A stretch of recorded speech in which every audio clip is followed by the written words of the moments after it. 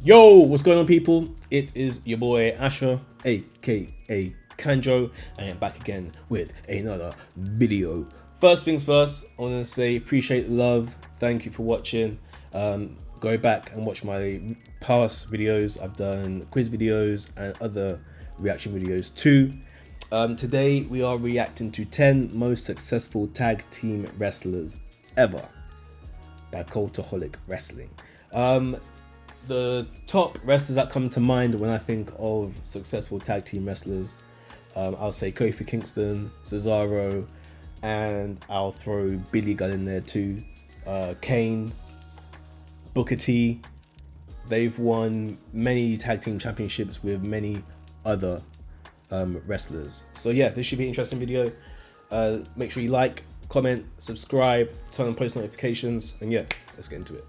Despite having multiple attempts on its life by Vince McMahon, tag team wrestling has, is, and hopefully always will be a core part of the sport. To celebrate that, we are looking at some of the best wrestlers to ever compete in the doubles division. I love tag team Now, wrestling. this is not a rundown of the best tag teams of all time. so That is a entertaining. whole different story, and one that I'm pretty sure we've already done. Instead, it's one about the Instead of individual watching wrestlers two who have people won the most go tag at it, team you're watching titles, four. been part Right. of several legendary teams, It's and done some of their entertaining. best work whilst paired up with someone else. I'm Adam Pacitti from Cultaholic Wrestling, and these are the 10 most successful tag team wrestlers ever. Join us. Number 10, Rey Mysterio. There are three things that Rey Mysterio loves most in life: dressing up as superheroes, beating up his own son, and winning tag team gold. Rey won his first set of tag titles in his early 20s, whilst teaming up with his uncle. Ray has won a lot of tag team championships. I just don't really remember a memorable run. Well, to be fair, I think his most memorable title reign as a tag team champion would have been with Batista and with Eddie Guerrero, because they ended up facing each other at WrestleMania. So yeah, I would say those are his top two memorable tag team runs, title runs.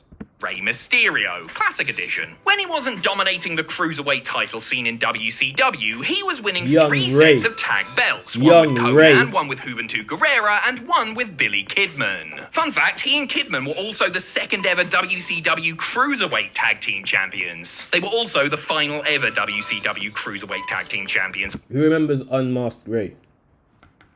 Drop down below in the comments if you remember Unmasked Ray in WCW as the Filthy Animals. I thought it was a cold look. It was a cold look, but I prefer Ray with the mask. Because the belts got deactivated immediately afterwards. But hey, it all counts. In WWE, Mysterio found more tag team glory as a member of the vaunted SmackDown 6. He was on the losing side of the match to crown the first These ever matches WWE were Tag Team cold. Champions at No Mercy 2002, These but would tag go on team to win those matches belts were 4 times with cold. 4 different partners. With so many different tag title runs across so many different companies with so many different partners, there can be no denying that Little Ray Ray has a knack for wrestling in duos. Number 9, Ricky Steamboat. Though he may be best known for his all-time classics with Ric Flair over the NWA World's Heavyweight Championship or his WrestleMania 3 Intercontinental This title guy went all masterpiece the way against back. Randy Savage, Ricky the Dragon Steamboat was also a dab hand when it came to tandem wrestling. In All Japan Pro Wrestling in the early 1980s, Steamboat was part of 2 memorable tag teams alongside Jay Youngblood and Dirty Dick Slater. Why are you all laughing? What's so funny about Dirty Dick Slater? On American Dirty Dick Slater. You're telling me, right? You're telling me this guy went through all these names to be a wrestler, to be like, yeah, this is gonna be my name. This is gonna be my name. A whole list, right? And you're telling me the head chief, the head person, whoever, the CEO, the chairman, the chairwoman of this company you was a part of, said your name is Dirty Dick. What was it? Dirty Dick something. And you said yes. I'm going with that name. Nah, man. Dirty Dick Slater. That was it. Yeah, I don't know about that. American soil, the Dragon reigned as a tag team champion Don't know about 13 that. times for the NWA/WCW. He and Youngblood Out would of wrest all the the names you could have NWA picked. World Tag Team Championships off the original Briscoe brothers at the very first Starrcade event back in 1983. Though he was never a tag team champ in WWE, Steamboat's accomplishments in the division cannot be overlooked. He was a sensational wrestler who could easily adapt to any environment, which meant that he was just as capable of putting on a great match with a partner as he was on his own. Number 8, Kensuke Sasaki. WCW fans might remember Kensuke Sasaki for his time as United States Don't know who this champion guy in is. 1995. There was a whole thing where he didn't want to drop the belt outside of Japan, so the company had one-man gang beat him in a dark match and then pretended like the whole thing never happened. It was, in a word, weird. Anyway, in his native land, Kensuke captured New Japan Pro Wrestling's IWGP Heavyweight Championship 5 times. He also won their tag straps 7 times with 5 different partners, ranging from legendary single-star Riki Choshu to Road Warrior Hawk. What? Sasaki reigned with the IWGP Tag What? Team Championships for a total of 817 days, the 6th most out of anyone in history. In 1991, Sasaki and his partner Hiroshi Hase, who would go on to serve in the Japanese government after leaving wrestling, the more you know, competed against the Steiner brothers in a battle that won Match of the Year from the Wrestling Observer newsletter. Combine all that with a couple more reigns in All Japan and Pro Wrestling Noah, and you could make a case for Sasaki being the greatest tag performer in Japanese wrestling history. Just don't tell Tamatonga I said that. Number 7, Seth Rollins. At Survivor Series 2012, Seth Rollins, Dean Ambrose and Roman Reigns burst through the Seth. crowd looking like they'd just been at a function where the dress code was smart casual. Roman. This was the debut of The Jason Shield, Jordan, a group that would lead Dean Rollins Ambrose, to his first set of WWE Tag Team Buddy Championships Murphy. when he and Reigns beat Team Hell No at Extreme Rules 2013. Rollins would also go on to win the Raw Tag Team Championships with Ambrose on 2 occasions. Ambrose Strowman. In total, Rollins has won the WWE/Raw Tag Belts a record-tying 6 times with 5 different partners by his side. Outside of the big dub, the Visionary was a tag champ in Ring Young of Honor Seth. and PWG alongside Tyler former Black. WWE writer Jimmy Jacobs. They were called the Age of the Fall, which has got to be one of the coolest tag team names in wrestling history. Put simply, you could say that Rollins has quite the tag team pedigree, because, you know, he uses the pedigree sometimes. Trust me, it works, guys. It works. Number 6, Edge. If there's a notable achievement in WWE... Edge is a tag team hoe too. He's a hoe to a tag team. Edge has had Christian. Edge has had Hulk Hogan. Rey Mysterio.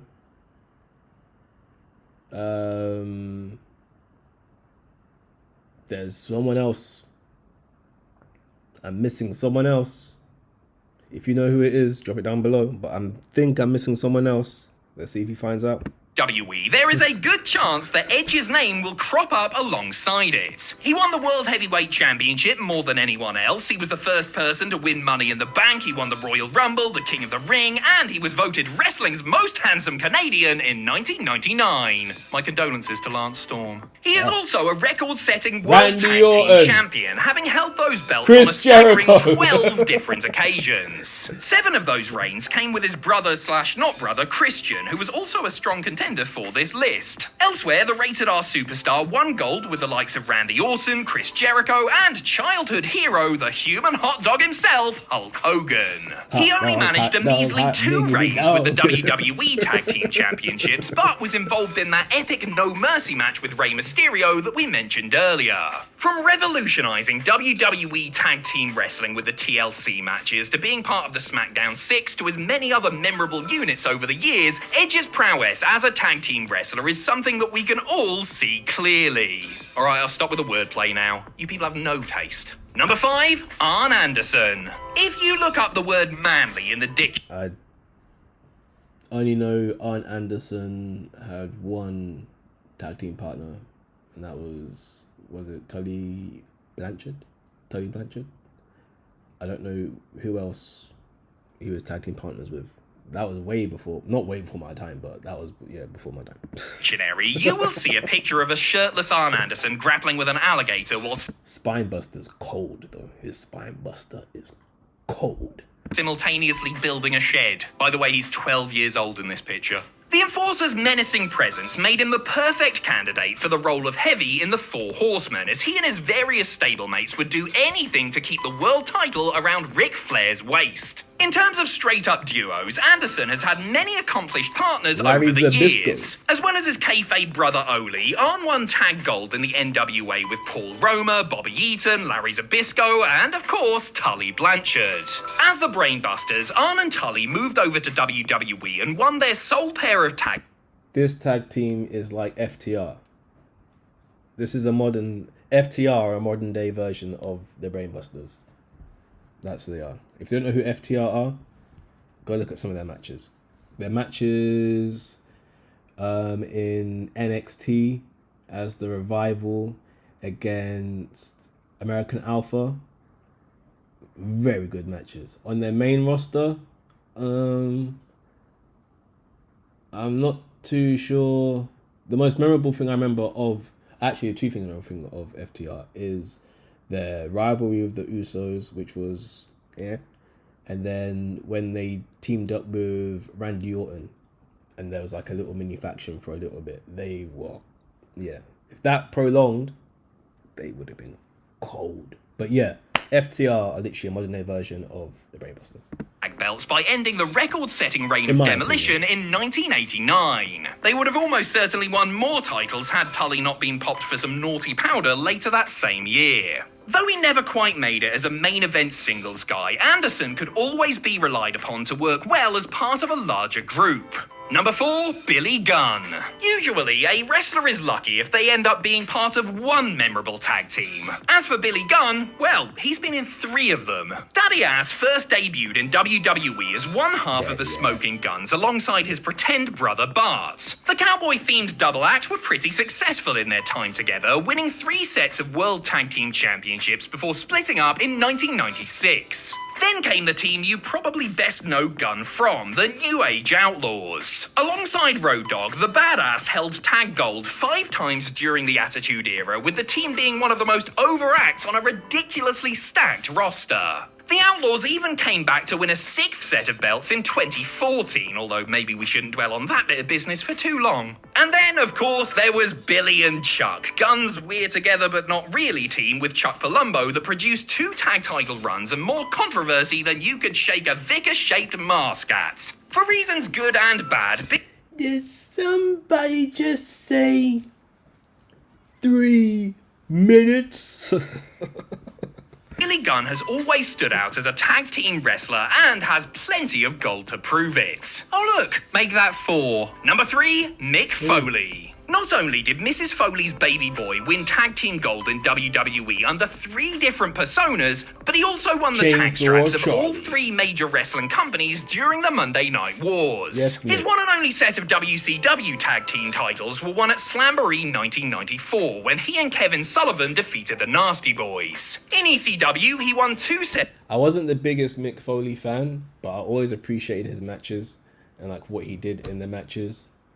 But I wasn't like a full-on Mick Foley fan. I wasn't like a Mankind fan or whatever. Like Cactus Jack, when he came back around 2000 to face Triple H, that was a good feud. But still, I wasn't excited to see Mick Foley. He's great, but he just wasn't like within my category of wrestlers I'll be excited to see. But I do appreciate the work Mick Foley's done.